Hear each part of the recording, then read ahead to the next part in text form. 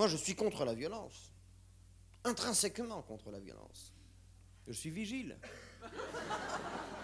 Je fais partie d'un comité d'autodéfense destiné à faire peur à ceux qui nous font vivre dans la crainte.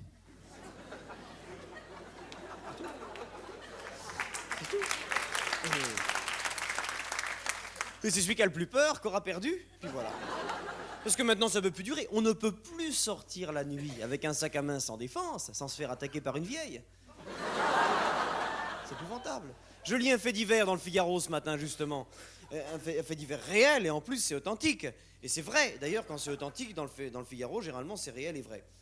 Eh bien, à la station de métro Châtelet, déjà, une bande de loupards, parfaitement organisée, peut-être même téléguidée par l'étranger, appuya sur le bouton d'arrêt de l'escalier mécanique.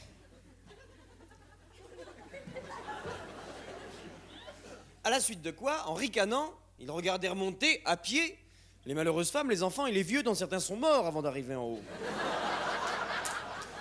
Il y en a marre de la violence. L'autre jour, je vais avec ma femme au cinéma. En rentrant dans la salle obscure, je lui dis « Anémone, fais attention, tu poses ton Duffel-Coat. » Et ben elle a plié son Duffel-Coat sur ses genoux. À la fin du film, elle s'était fait piquer son sac à main avec toutes ses affaires dedans, ses papiers d'identité, 3 sandwichs au camembert, 2 canettes de bière, 7 andouillettes, 9 merguez, 12 chipolatas et son peigne. Nous, on a du diabète, on mange pas d'esquimaux à l'entracte, on emmène le casse-croûte. Et ben de s'être fait piquer tout ça, ça lui a fait une espèce de réaction, de contrariété, parce qu'en plus je l'ai engueulé, forcément, hein, ça fait piquer son sein, je l'ai engueulé, c'est normal. Réaction de contrariété de l'allergie, si vous voulez, de l'eczéma, du zona bubonique, si vous voulez.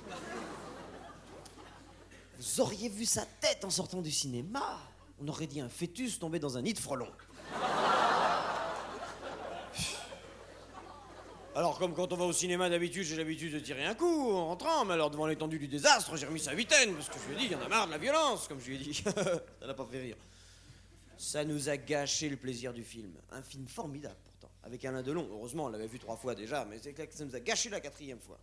Alain Delon, merveilleux, un film contre la violence. Alain Delon, dans le rôle de son fils.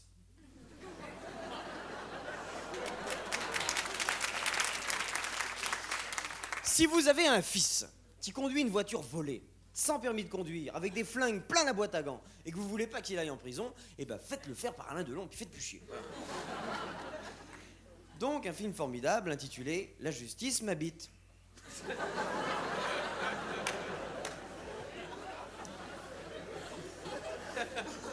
C'est l'histoire d'un policier dont la femme couche avec un bandit. C'est super comme idée de scénario. Alors le policier, pour se venger, il tue toute la famille du bandit. C'est super comme idée de policier. Alors je sais, vous allez me dire, ouais, ça c'est de la violence. Non, c'est pas de la violence, c'est de la vengeance, ça n'a rien à voir. Non. Et ensuite, il capture le bandit, et vous savez quoi? Il l'oblige à tuer sa femme à lui. Alain Delon, donc, suivez là, que la justice donc s'habite. Et après, il sort son revolver, et il tire une balle dans la tête du bandit, qui justement à ce moment-là s'y attendait pas, et vous savez quoi? Eh bien, il meurt. Bon. Quand tout le monde est mort, on voit Alain Delon errer dans le soleil couchant, mélancoliquement, au volant de sa GTI, sur la Côte d'Azur. C'est le même morceau de pellicule qui sert dans tous les films. Quand soudain, que voit-il dans les phares? Mireille d'Arc. Enfin, Mireille d'Arc. En bas, c'est les godasses. Elle apparaît sur l'écran avec la grâce féline d'un océdar bronzé à la carotène. À propos de carotène, j'allais oublier de vous dire un truc. Vous savez que les comités d'autodéfense, il y en a partout. Il y en a à Paris, il y en a à Lyon, il y en a à Nice, il y en a à Annecy, il y en a à Nice, il y en a à Nice, il y en a à Nice. Et on a tous un emblème différent. Forcément. Sinon, comment on se reconnaîtrait entre nous? Enfin bon, faites pas chier. Il y en a, c'est un aigle à 2 têtes avec une couronne, d'autres c'est 2 couronnes avec un aigle à une tête, d'autres c'est 3 plumes dans le cul avec une couronne. Nous, c'est pas ça. Nous, c'est une carotte râpée. Pourquoi? Je vais vous expliquer. À la fondation du comité, on était une douzaine à chercher une idée d'emblème pour le comité. Et c'est mon idée à moi-même qu'on a gardée personnellement. Pourquoi la carotte râpée? Je vais vous expliquer la symbolique. La symbolique. C'est que la carotte symbolise l'homme et le râpé la femme au foyer. Je savais que ça allait vous plaire. Je le savais. Il y a un seul truc qui m'a choqué dans ce film, c'est que je trouve qu'Alain Delon, maintenant, il met trop de lac. Par exemple, à un moment, pour empêcher un petit voyou de dévaliser la secoupe d'une dame pipi,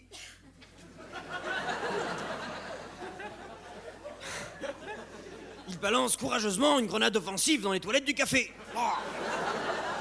Le voyou qui s'y attendait pas meurt. Ainsi que la dame pipi, les 14 consommateurs, le patron et le berger allemand. Lui, il ressort du café indemne. Au moment où un de ses amis, qui avait un hélicoptère évidemment, arrive,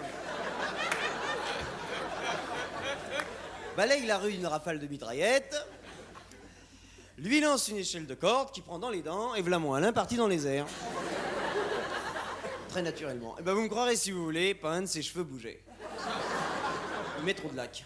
Il faudrait faire gaffe, c'est plus crédible et puis ça occulte son côté félin, car c'est un félin, Alain. Après le film, j'étais de service au comité de la carotte râpée, ça tombait bien parce que moi ça m'avait gonflé à bloc de voir ce film. Alors on s'est retrouvés avec les collègues et on a vidé quelques canettes de bière histoire de leur raconter le film. Enfin bon, je leur ai raconté le film histoire de vider quelques canettes de bière. Puis après on est sortis dans la rue faire notre ronde. C'était pas loin d'ici, là, près du Forum des Halles, dans le quartier des Cavernes. On était 12, on était gonflés à bloc. On a courageusement cerné un clochard qui faisait du tapage nocturne en ronflant. Et moi, pour le réveiller, je lui ai cassé ma dernière canette sur la gueule. Alors le clochard, il a dit « Ouais, qu'est-ce que ça prouve ?» Et j'ai répondu, moi-même, personnellement, j'ai répondu « Ça prouve qu'on peut rester actif après une bonne bière, parce qu'il y en a marre de la violence. »